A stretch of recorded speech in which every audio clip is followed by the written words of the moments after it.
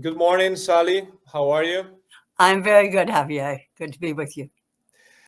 So today with us we have Sally Helgesen in our channel. I met Sally last year. I actually went to one of the events that she ran with the Instituto de Empresa in Segovia, and then I had the pleasure to share with her a very interesting training about female leadership that I was very impressed by. In addition to that, in the past 24 months, I had the chance to actually not only buy, but read the two books, How Women Rise, that in Spanish it would be Porque, ascienden las mujeres, and Rising Together. That's another great book about diversity and inclusion. The two books, I strongly recommend the audience to read them. It's great about coaching. It's great about bringing together an inclusive environment. And I'm sure that today Sally has a lot of things that to share with us so we can learn from her. And Sally, this is your house. Welcome. And hopefully we get to know more about your work and about you during these 35 minutes with us. That's wonderful, Javier. You know, when we were speaking at the beginning, you had asked me how I got involved in doing How Women Rise, which is the first of these two books on rising. And I think that's a good way to start. I had, by the time I started working on How Women Rise, been doing women's leadership and inclusive leadership programs for, at that point, I think about 25 years all around the world on a number of books I'd written, The Female Advantage, Web of Inclusion, The Female Vision, etc. And I had the opportunity to see a lot of the internal barriers that frustrated women by just listening to them and having them as participants in these workshops. And so I wanted to address what got in their way. I had been talking about women's strengths and women's power as leaders and the vision, etc. But I did think it was time to look at what was holding them back. And I was very impressed by the model that Marshall Goldsmith, a longtime colleague and friend, had in his book, What Got You Here Won't Get You There.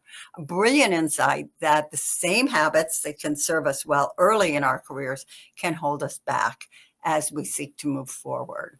So I thought, I'm going to see if Marshall is interested in doing something like this, but really focusing on the specific behaviors that hold women back. Because I noticed from his book, and I was not the only one, that it reflected a lot of his experience as a coach for senior male executives. And some of the behaviors he talked about were very different than what held women back. He was thrilled with the idea, so we went ahead, and I had a pretty good idea of what those would be. So really my motivation here was to help women identify those kinds of barriers. And I wanted to work with Marshall because he's a lot of fun, but also he brought so much strength and insight and coaching experience to the project. We had no idea how successful it was going to be. It's in 25 languages, etc. So that really kind of reset some aspects of a very long career in this field. I think, to be quite honest, what struck me about your books and your anytime your conference and trainings is that you face this matter, female leadership, in a very collaborational way, not a confrontational way. I think that's one of the things that I appreciate, right? We need, and I think your last book, Rising Together, is a perfect example that we need to rise together. We need to be together, and there's no reason why we need to be confrontational. And that's one of the things that I truly appreciate about everything you've written.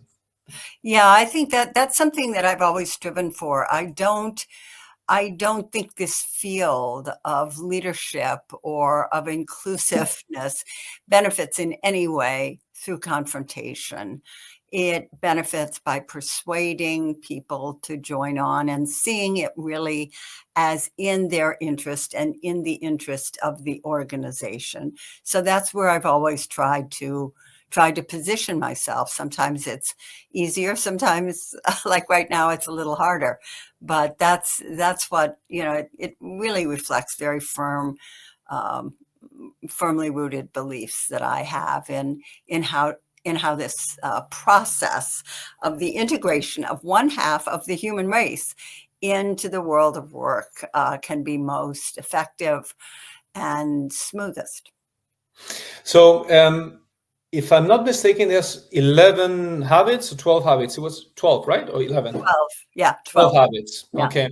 So, out of the 12 habits, which habits you think are the hardest to change, either through some gender matters or society matters? Which of the 12 habits do you think that women and men needs to work the most to make sure that we get a completely inclusive environment? Well, I think first is expecting others to spontaneously notice and value your contributions, which comes as a result of being reluctant to claim your achievements. Women have often had pushback when they talk about their achievements. Excuse me. They've often had pushback when they talk about their achievements. Well, you're pretty arrogant, or, didn't your mother ever teach you not to? I mean, I've heard them all. And not the kind of pushback men get. It tends to be more admired, or you see them as confident.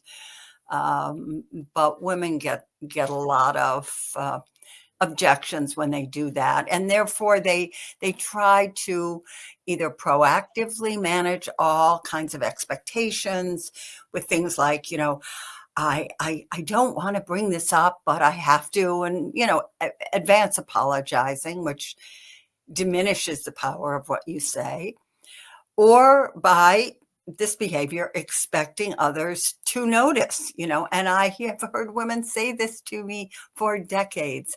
I believe if I do great work, people will notice. I believe if I do great work, people should notice. They probably should, but they don't always. And especially in this virtual environment, that is very difficult. So what I want to do here was to provide some specific concrete ways for women to phrase their achievements so that the collaborative aspect of them that you mention is to the fore. So that's not really managing people's expectations. It's often being realistic. For example, my team succeeded tremendously in this initiative. We met this benchmark. Here's what the client said. Here's some numbers, however you want to phrase that. So you're being very strong and specific, but you're talking about my team. Then my contribution was, you always want to include that. Women will often talk about what their team did or their division or unit or company, but never include themselves as if they're not part of it. So it's more realistic, but it's also a collaborative kind of way of approaching it that many women are more comfortable with. So that's what I'm trying to do. It's not an either or. It's not either you or your team. It's not arrogant to let people know what your contribution was. It's helpful to them, especially if they're, a customer, especially if they're your boss, especially whatever it is. It's helpful to people to know. It's helpful to people to know how you contributed to something. And so I have worked really to help develop some kind of scripts that women who feel uncomfortable talking about their achievements can use to do that in a way that is both very effective, but also, as I said, comfortable. Yeah, it's actually very interesting, since I've been coaching a lot of male executives to include actually the we, and not that much about the me. And I think that's definitely a gender difference that it all comes down to definitely show up a little bit more. I think on that end, there's a great opportunity for women to show up, and for men to sometimes just make sure that include the we more than the me. Obviously, it's generalizations, and there's not everyone does the same, but definitely there might be a correlation in gender. Yeah, I think that that's true. And we have to be careful. I mean, there's some women who are perfectly comfortable talking about what they did. And there's some men who compulsively use we and are shy about claiming their achievements. But in general, there's that difference. I remember going to a conference a number of years ago, and it was a women's conference, but it was being run by a male executive. And I had worked with these women before, and they had a terrible time talking about their achievements because it was really frowned on in their organization. And as I walked in, there was this big banner that said, "There is no I in team." Well, that's fine, but it was completely unsuited to this population of women who were always trying to avoid the I and always talking about we. And you want to balance those. Both men and women want to balance them to reflect what the real situation is. And the real situation is most of our work now is done in teams, but we as individuals make contributions. One of the subjects that I wanted to discuss with you is well, in Spain in particular, where your book just came out. There's this like in other regions of the world, this quota thing, which basically kind of limits the value of a value proposition just on their chromosome, right? And sometimes we create, by doing that, negative discrimination, meaning there's a lot of men that they can't access to the same positions as women based on their gender, right? I would like to understand a little bit more about what is your opinion in quotas, and what alternatives do you think or have proven more successful than quotas in other regions of the world? I've worked in a few countries that have quotas. Norway is an example. They have a quota for boards. France is an example. And, it's a different culture from my own culture. So in the United States, quotas are almost never used, real quotas. And if they are, that's not the language around them. That's not considered an effective way of going about it. I do think it limits the idea that, which is fundamental to the work I've been doing since 1988, which is women have extraordinary things to contribute to organizations. And that's the value proposition. They have fresh eyes to see how things could be done differently because they've been traditional outsiders. They understand the kind of value outsiders can bring. They have a very collaborative approach in general to things. They invest a lot of energy in building, not just leveraging relationships. So there are many things that women have to contribute, in addition to just ideas about products and services that are more suitable maybe to a general population. So I think when you have quotas, which are an effort to rectify historical wrongs, you're trying to jumpstart that process to make that quick. But what it does is inadvertently sends the message that, number one, there isn't a lot of value there. We just need female names and, bodies in these positions. Chromosomes. Yeah, exactly. Chromosomes, as you say. And so it diminishes that value, and it's not helpful to women. And I think it can stir resentment and backlash in men, understandably. And so I don't, in my view, which may be informed by the fact that I'm an American and live in American culture, in my view, it's not the best way to proceed. It usually results from government mandates trying to meet those. I've seen that in areas. I've seen it in sectors in Malaysia, et cetera. We're going to move from being a country at this tier to a country of being, in the first tier of diverse leadership. And fine, that's wonderful. It's great aspiration. That will probably help you as a company. But doing it too fast or by means of arbitrary, numerically based quotas, I don't think is the best path. What alternatives would you see in this area? Oh, there are so many alternatives. First of all, starting with investment in education. I mean, women still remain underrepresented in science, in engineering, in technology.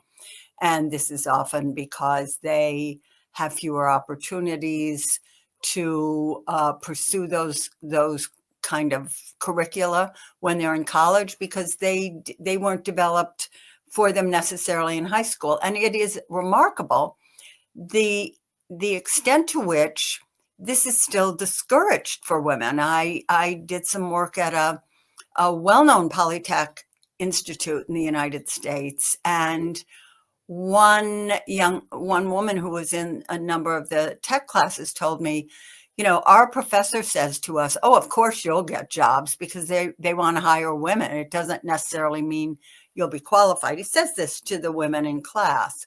I talked to a woman in Silicon Valley who's a big player out there with a major company, and she said in the Santa Clara school system, her daughter was discouraged from pursuing a math and science curricula.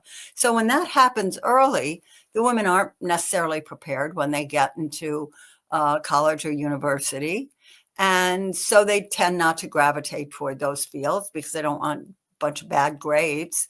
And so they don't have the qualifications and don't develop the interests. And so I think companies have a strong role to play in that. I know worked with Chevron, and they were partnering with a school of engineering in Colorado to develop a program that targeted girls in primary school with science fairs and interests like that. So I think that's one of the things. It's a big approach. It's a systemic approach, but this is a systemic issue. So those things are usually useful. On the less long-term front, I think looking at how you do hiring is very, very important. That there are other things, and I think companies are seeing this now, other than just grades. Now, this is, not generally a problem for women, because women tend to have higher grades, except in those fields that I just noted. But companies Delta Airlines is really interesting. They have been hiring people based on their personal qualities and based on, how good they seem to be at customer service and things like that, and creative thinking on their feet, problem solving, rather than, having graduated from an elite school and having certain level of grades, because they've found that that's more effective.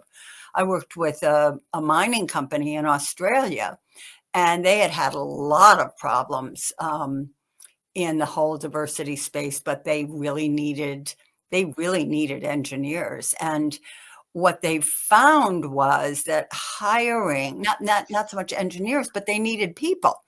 They found that hiring people who had experience in fields like being an emergency medical technician was much more effective than hiring petroleum engineers in terms of creating real safety on the work sites, the mining sites. So I think thinking more broadly about who you hire and what capabilities will most benefit the organization is a very important part of this. And then, of course, also training, development, coaching. helping women to develop their voices, their leadership style, the capacity to think of themselves as a leader, because you put them in positions where they're actually leading projects. Those things are all very important. Everything that you suggested is actually very, very interesting. I think one of the key issues, and this is not really into the American market, because that's not an issue there, but in a lot of countries, in the resumes, there's still, you can actually place a picture, and you can actually, most of the people, they put the date of birth, right? Yeah. When it comes to hiring managers, newly become managers, that usually it's between the age of 28 to 40, that's when a lot of women and men, they're turning to parenthood. And the thing is that most of the countries, even though some of the governments, they place some laws like equalizing the motherhood and parenthood permit to leave, paid permit for the company, there's still the company have a preference for men, even in those countries, because even though they, by law, they have to, stop working, they still, men still, work, even though they are not supposed to, because companies, they offer them the possibility to do so. And I think that helps a lot of newly become managers, women, that at the end of the day will actually raise the percentage of the first line of management, that give us a great foundation for them to build up on top of that. So that's something, that in the US is not as important, but in other countries, it's definitely important. Definitely. And I worked in a Scandinavian company once, and I was doing work in a law firm, and they had put a lot of effort into developing women and preparing them for partnership, and yet the numbers remained low. Well, what was fascinating is that the country mandated retirement at, I believe, 52. Now, women tend to develop in terms of their leadership, in terms of their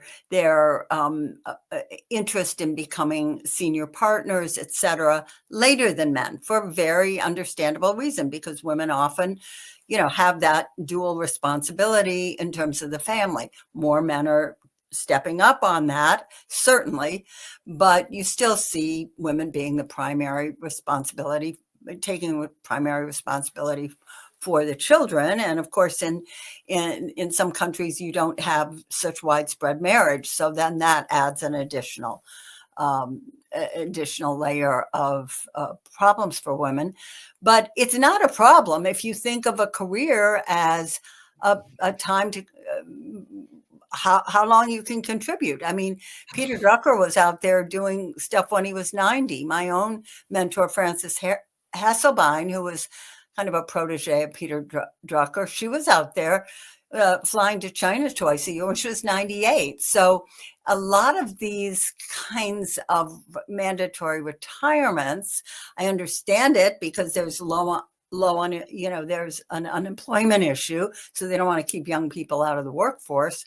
But, these mandatory retirements end up penalizing women in a way that they don't penalize men, because women are just coming into their own when they're in their late 40s, often, obviously not always. And yet then suddenly they're being asked to retire at 52. So those are a lot of factors that need to be recognized, I think, more broadly. Address.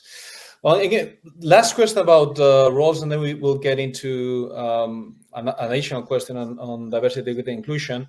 But I think we addressed there's definitely a lot of societal factors that impede women to get into STEM. Definitely, the STEM representation of women has increased throughout the past years, but still there's a significant difference.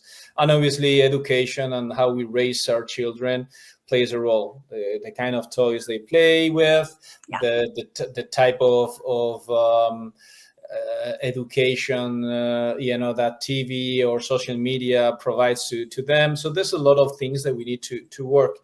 And that might play a role in my next question, that, when it comes to a company, there's always positions where you strongly recognize the preference for a female. HR is always a female leader. Quality, sometimes could actually be, there's a strong preference for a female leader. Finance could actually be a female leader. I don't see that many in commercial, in strategy, and even as a CEO. Do you think gender plays a role here? Do you think it's just society? Meaning gender, there's a correlation between the gender and the aptitude to become a HR person or a quality person, and not a commercial or a CEO leader? Or do you think it's more a societal thing? I think it's both, really. I think in terms of a societal thing, fields that are heavily female dominant tend not to be as well rewarded. We look at medicine, for example, as more and more women have come into primary care. The rewards for that have gone down, and the specialist surgery fees for surgical specialists have gone up. So there's that tendency, and so men are shy away from that often. And I think I've often seen where men don't necessarily want to be in heavily female dominated positions, nor, by the way, do women necessarily want to be in positions where they're constantly and only working with men. So you need more balance to encourage people to come in.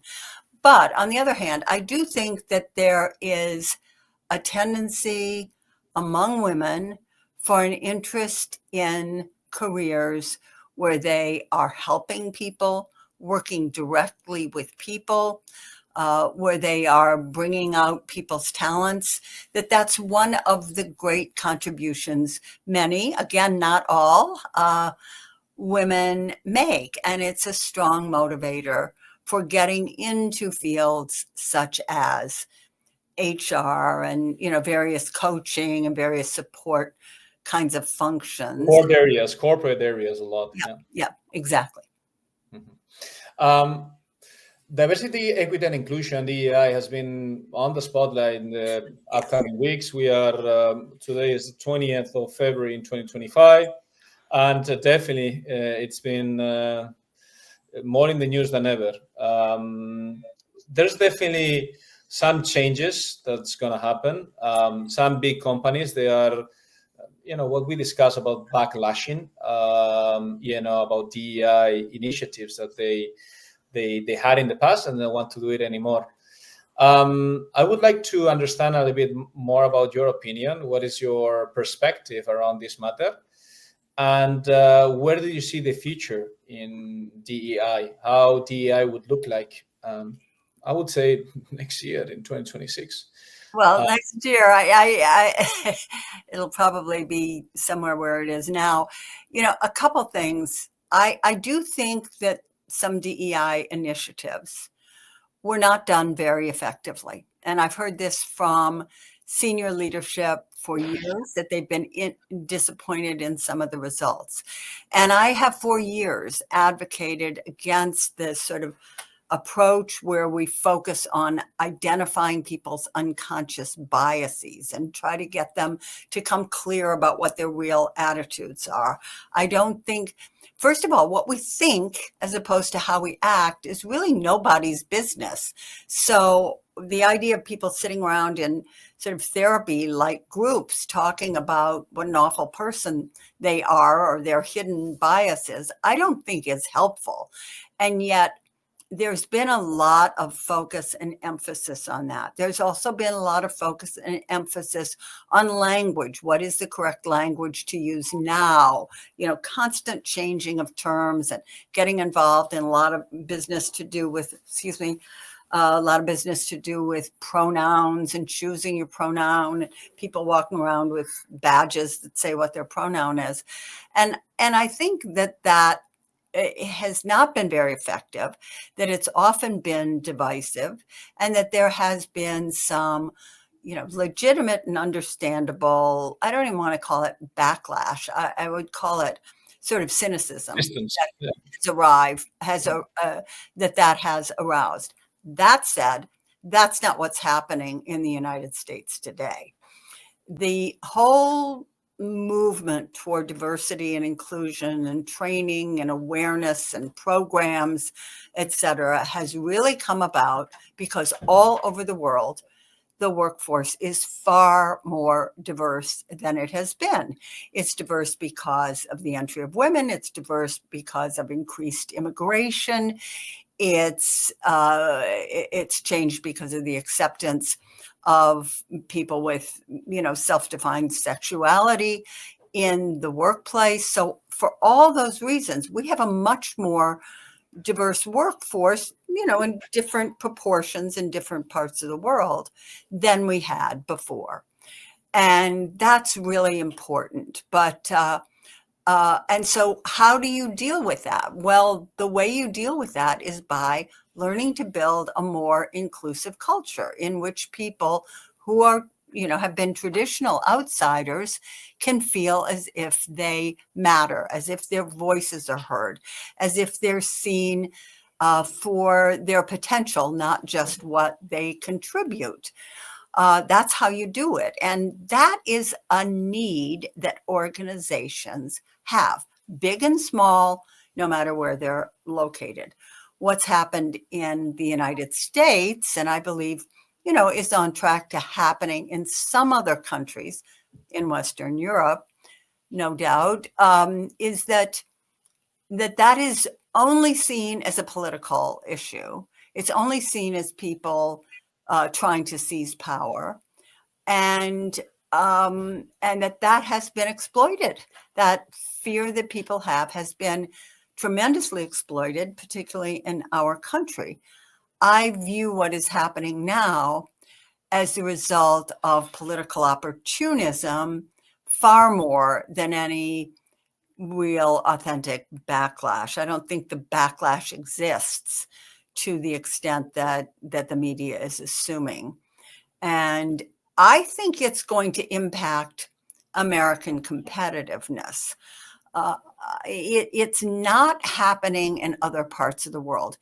In India, in much of Latin America, which is obviously, which is in many cases behind the curve.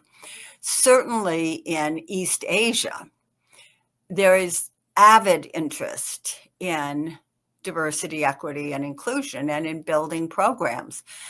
I don't think it's an accident that since this new administration came into being, most of my work has been outside the US.